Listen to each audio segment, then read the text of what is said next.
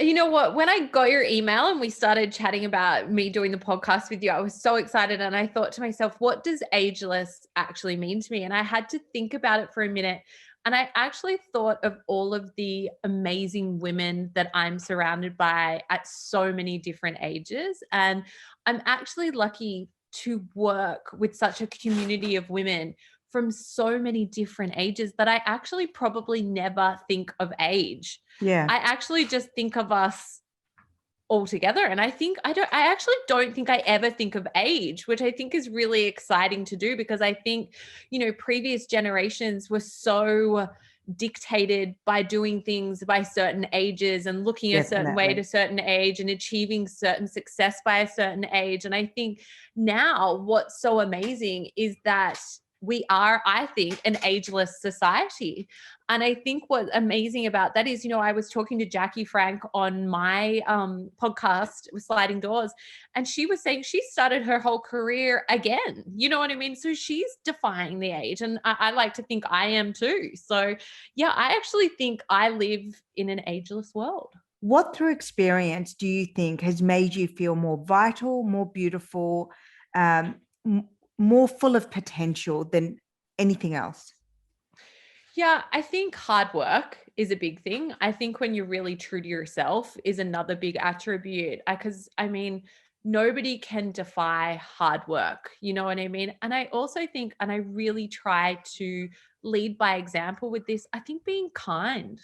You know what I mean? You treat people the way you want to be treated. And I've really tried really hard to do that through my work and business and brands that I've worked with. And I really think it pays off. Do you wear tan on your face as well? Do you wear your Elle Effect? Yeah, I do. Yeah, 100%. And something that I want to say is that when I started the Elle Effect, for me, it was about producing confidence in a bottle. That was it from the get-go. It was exactly what you just said then. I remember trialing my tanner on, women and men in my life. And I instantly saw this like confidence come when they looked at themselves with this glow. And, every kind of bit of marketing I've always done around the Elle Effect is that it's always come back to that confidence in a bottle. And yes, I do tan my face. And a lot of people are a bit scared of putting tan on their face because obviously it's predominantly a body product. But our formula, which took me forever to master, is really natural. It's vegan. It's paraben and sulfate free. It also has a really high percentage of aloe vera juice, which I find for me hydrates my skin on my face. And I was somebody that always used to break out when I put tan on my face, and I'm no truer example of the formula because I don't get a breakout anymore. Do you take supplements? Is there an do you do intermittent fasting? Is there something that you found that really hit the sweet spot for you to feel your most energized, to look your best? Yeah. So I gave up meat. I gave up meat. Yep. I gave up meat. My partner and my sister's been vegetarian for her whole life. And then Joel and I actually gave up meat 2 years ago, and we both were having gut issues and just felt really sluggish and just felt really heavy. And I don't even think it was like a moment where we were like, we're giving up meat now. I think we just eased it out of our diet and noticed how much better we felt, how much stronger we felt, how much cleaner we felt. And the more I started looking into like why we shouldn't eat meat, it made more sense to me. So I have to say that's been a huge thing with my diet was becoming vegetarian.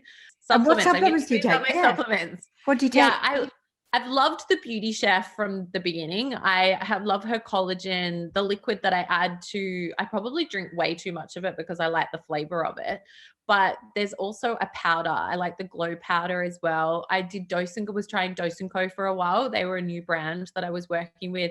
I really enjoyed that product. But the Beauty Chef continually seems to be one that is always in my fridge. It's always in my cupboard. It's really easy to put into my routine. Do you have any kind of reparative rituals that you go for? Do you do hammams? Do you do infrared saunas?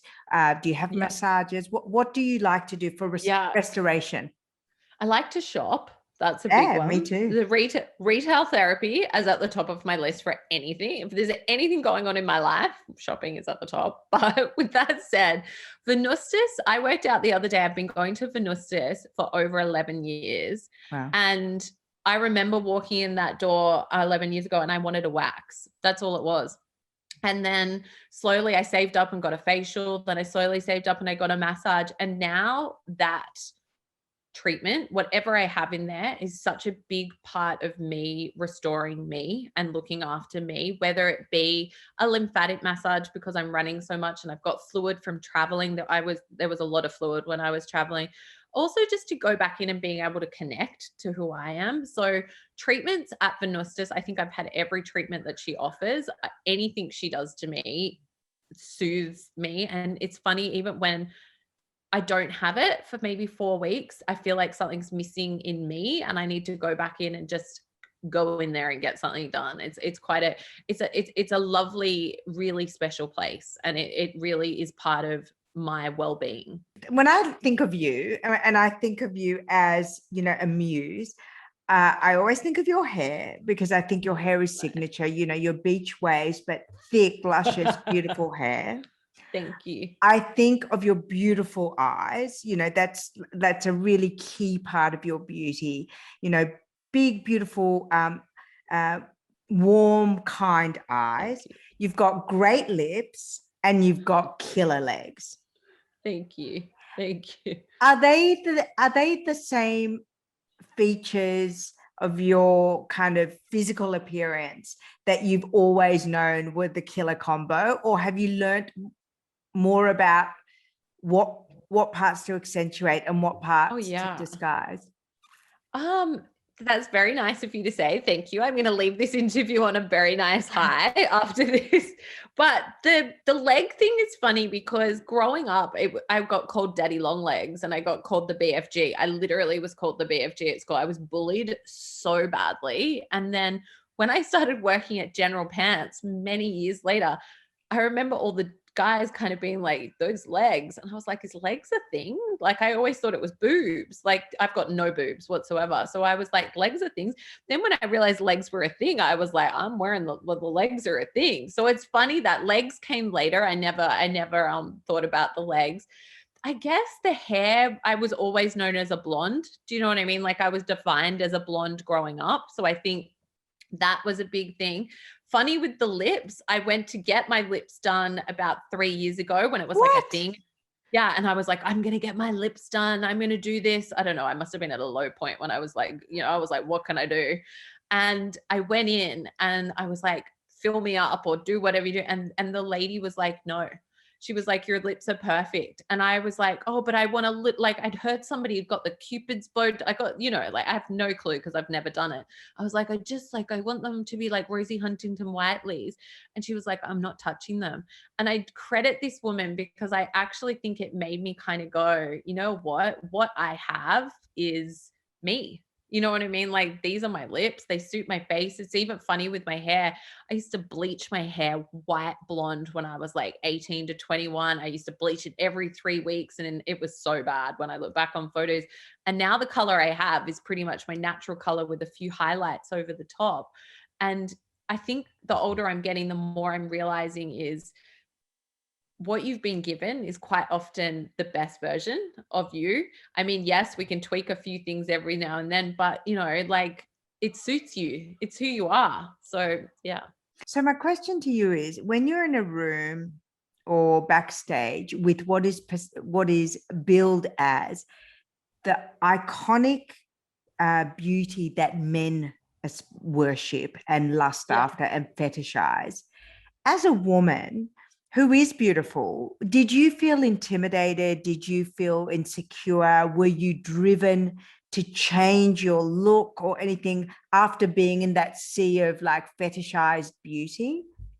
My gosh, no, I was like the complete opposite. I was like, these babes are the best looking babes in the world. I was like, you've worked so hard to be here. And often the majority of the girls that were backstage were so smart and so nice and like, oh man, like I remember Adriana, oh my gosh, I've completely lost her name. Adriana Zima, I think it is. She had worked out so hard that she could have qualified for the Olympics. Do you know what I mean? And just because she looked a certain way and had the label of a Victoria's Secrets angel we're supposed to be like, oh, like she hasn't tried that hard, but she could have competed in the Olympics. Those girls are so fit. It's so like, no, I was inspired. I left That's and what was I on a mean. Were high. you Yeah, inspired? Oh, no, I'm I not was talking about so inspired. criticizing them. No, because The exact I opposite. disagree with what's happening at the moment, and I sadly missed the show. I think it's amazing. I think it was something I looked forward to every year. What is the 3 or whatever best pieces of ageless advice you've been given in your life, in whatever direction you want to go? It doesn't have to be beauty. Okay, I'm just going to say this. Always take your makeup off before you go to bed. Always. That's just me. I don't care what you've done. You got to take it off. Have courage and be kind. Always have courage and be kind. And then what's another one? Just be you. Do you know what I mean? Be unapologetically you.